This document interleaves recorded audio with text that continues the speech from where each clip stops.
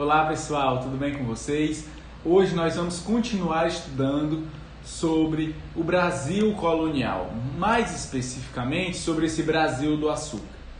Mas para entendermos a aula de hoje, é necessário primeiramente nós inserirmos o Brasil do açúcar na lógica comercial do Atlântico.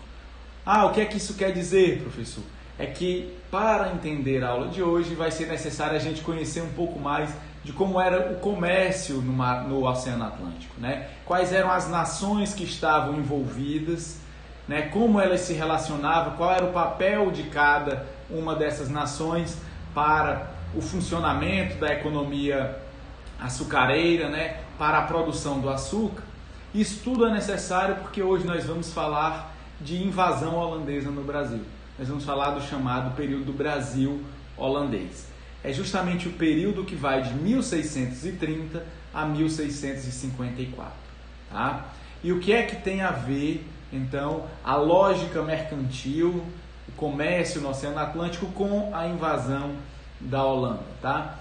Então, para nós entendermos isso, nós temos que seguir aqui alguns passos. Então vamos primeiro dar uma olhadinha no contexto histórico aqui. Eu fiz uma linha do tempo para vocês, para ficar mais claro aqui como que se desenrolam esses eventos que levam à invasão aqui do Brasil, né, pela Holanda e tudo mais.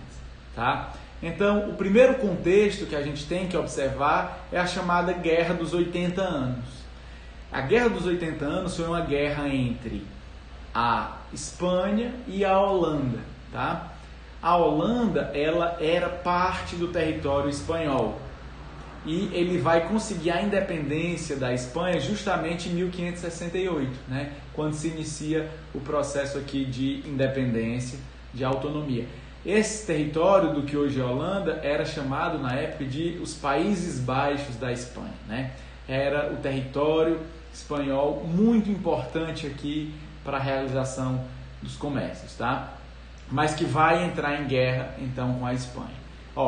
Até agora nós não estamos vendo nada que envolve o Brasil. Nós temos um período entre 1568 e 1648 de um conflito, de uma guerra entre a coroa espanhola e a Holanda, né, recém-independente.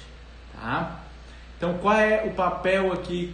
O que é que isso tem a ver com o Brasil, com Portugal, né? Antes da separação entre a Holanda e a Espanha, né, a Holanda já era um importante aliado no início do processo de produção e comercialização do açúcar brasileiro. Tá? A Holanda era responsável por refinar o açúcar e por distribuir esse açúcar pela Europa. Né? Então existia um acordo entre Portugal e Holanda para a distribuição do açúcar. E aí esse acordo, né, essa aliança, ela permanece, né, em desenvolvimento mesmo depois da separação da Holanda e da Espanha. Tá? Mas aí em 1578, né, ou seja, 10 anos após a separação aqui, o início da guerra de separação, né, entre a Holanda e a Espanha, o rei português Dom Sebastião morre no norte da África, numa batalha de Alcácer Quibir, tá? E aí o trono português fica vazio. Portugal deixa de ter um rei. Tá? Isso gera uma crise, né, de sucessão. Quem vai ocupar o trono português? Já que Dom Sebastião não tinha filhos. Né? Nessa disputa para a ocupação do trono, quem vai ocupar o trono é justamente o rei Filipe II, o rei da Espanha. Então, dessa forma, a Espanha vai se tornar dona, né, digamos assim, ou a gestora de Portugal e, portanto, também do Brasil. E automaticamente, né, o Brasil e Portugal vão romper relações com a Holanda, né? Essa Holanda que estava em guerra com a Espanha. Então, o Brasil e Portugal entram em crise com a Holanda de reboque por pertencerem agora à Espanha. Esse é o chamado, né, o período da União Ibérica, que vai de 1580 a 1640. Tá? Durante esse período, né, tanto Portugal como Espanha foram regidos pelo rei da Espanha. Né? Não havia aqui uma independência de Portugal. Tá? E aí é justamente nesse processo aqui que Portugal se torna inimigo, vai romper as relações com a Holanda. A Holanda, que era uma grande parceira de Portugal e que lucrava muito com o comércio do açúcar, resolve então invadir o Brasil para controlar a produção do açúcar, né? Para se apropriar dessa produção. Era uma forma de, ao mesmo tempo, enfraquecer o seu inimigo, que era a Espanha, e continuar mantendo o seu lucro, né? Que vinha da relação entre Portugal e Holanda. Tá? Então, ao mesmo tempo, estava enchendo os seus cofres e esvaziando os cofres inimigos. Tá bom? Então esse aqui é o motivo que leva a Holanda a invadir o Brasil. Né? Eles invadem por conta de uma disputa entre Espanha e Holanda, uma disputa de independência aqui da Holanda. Tá bom? Aqui eu trouxe só para vocês, né, uma imagem da época, né, como retratava essa derrota de Alcácer Quibir. Né? Por que ela é importante? Porque ela foi a maior derrota portuguesa, né? E também marca que a morte do Dom Sebastião. Tá? A Batalha de Alcácer Quibir é o início da crise, né, de sucessão, da crise do trono português, que vai levar à União Ibérica. Tá? E aí, a partir, né, do processo de invasão holandesa, né, desencadeado pela União Ibérica, vai haver duas tentativas de ocupação do Brasil por parte da Espanha. Por parte da Holanda, gente.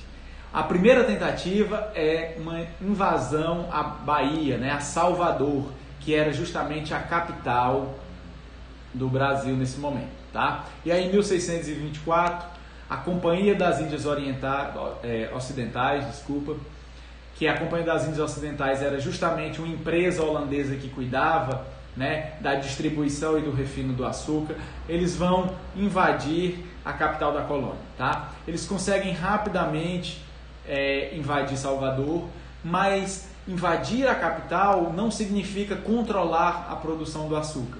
Eles percebem isso rapidamente. Tá? Porque eles conseguem invadir a capital, ou seja, controlar a administração, mas percebem ao mesmo tempo que Portugal, né, e também por consequência disso a Espanha, não tinha um controle muito rígido da produção de açúcar, né, dos colonos, dos senhores de engenho, porque eles percebem que existia uma autonomia muito grande desses senhores em relação à administração, em relação a Salvador. E aí dominar a capital não significava dominar o território inteiro, tá? Era apenas um domínio administrativo. E aí isso era infrutífero, né? Isso não conseguia solucionar a questão da Holanda. Então o que é que acontece? Eles abandonam a capital quando sofrem um novo ataque espanhol no ano seguinte, em 1625. E eles vão criar uma nova estratégia então de combate. Tá? Aqui eu trouxe só para vocês uma imagem, né, da cidade de Salvador e o cerco espanhol sobre os holandeses. Então nós temos aqui uma série de barcos na Baía de Salvador, né, na Baía de Todos os Santos, e esses barcos estão sitiando, estão cercando a cidade que tinha sido recém-ocupada pelos holandeses. Tá? E aí quando eles percebem que essa estratégia não dá certo, eles iniciam uma nova estratégia em 1628, que é a guerra pelo mar. Tá? Como é que funcionava essa guerra pelo mar? Era justamente atacar os navios espanhóis, afundar esses navios e causar prejuízos à Espanha. Então eles não vão tentar conquistar imediatamente o território brasileiro. O que eles vão fazer é tentar causar prejuízos à coroa espanhola. E eles iniciam essa estratégia em 1628, tentando atacar o carregamento espanhol de prata. A gente já tinha estudado nas aulas anteriores como que era o sistema de colonização espanhol. Vocês lembram? A Espanha ela tinha estabelecido na América, né, para comercializar com a América, o sistema de porto único. O que era o porto único? Né?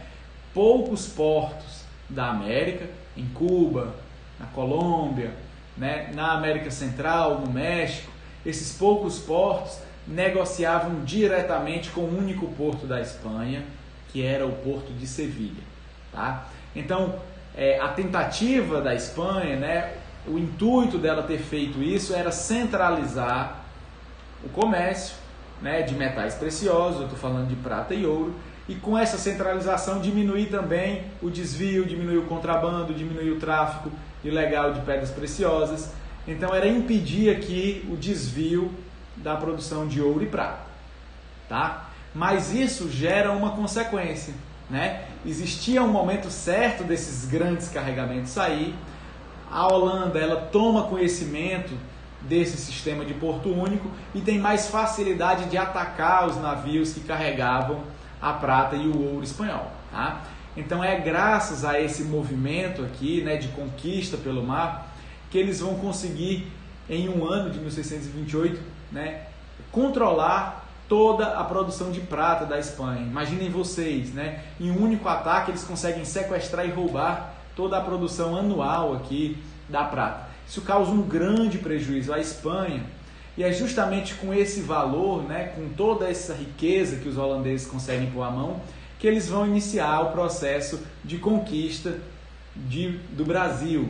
Então, a conquista aqui do Brasil ela é patrocinada com o dinheiro roubado da própria Espanha. Tá? Então nós temos um duplo prejuízo aqui para a coroa espanhola. Tá? Então a partir de 1630, os holandeses vão tentar ocupar a região que era de fato produtora de açúcar, né? A região mais rica do Brasil nesse momento, que era a capitania de Pernambuco. Tá? Mas isso a gente vai tratar na nossa aula que vem, né? A gente dá mais detalhes de como foi o processo de ocupação, né? Da criação da Nova Holanda, né? Que é o Brasil holandês, como que essa Nova Holanda também vai invadir territórios que eram controlados por Portugal, né? Na África também, por que é necessário invadir a África e não somente o Brasil para produzir açúcar, tá? Isso a gente vai ver na nossa aula que vem. Então, a aula de hoje foi para contextualizar como que a Holanda se torna rival de Portugal. Então, mais uma vez, como é que se deu esse processo? Né? A Holanda ela já tinha uma briga, né, uma guerra com a Espanha, tá? Que era justamente do processo de independência da Holanda, essa guerra. E a partir da morte do rei Dom Sebastião, que era o rei português, em 1578, Portugal passa a ser, né, parte da coroa espanhola. Né? Então a coroa espanhola domina Portugal. Tá? Esse é o chamado período de União Ibérica. E é a partir dessa União Ibérica, né, que Portugal se torna inimiga da Holanda. Deixa de ser uma parceira comercial da Holanda. Tá bom? Então espero que vocês tenham tido uma boa aula. Leiam o material para tirar algumas dúvidas, revejam a aula se for necessário, né? E eu espero que vocês façam também as atividades de casa, pessoal. Então é isso e até a semana que vem. Tchau, tchau.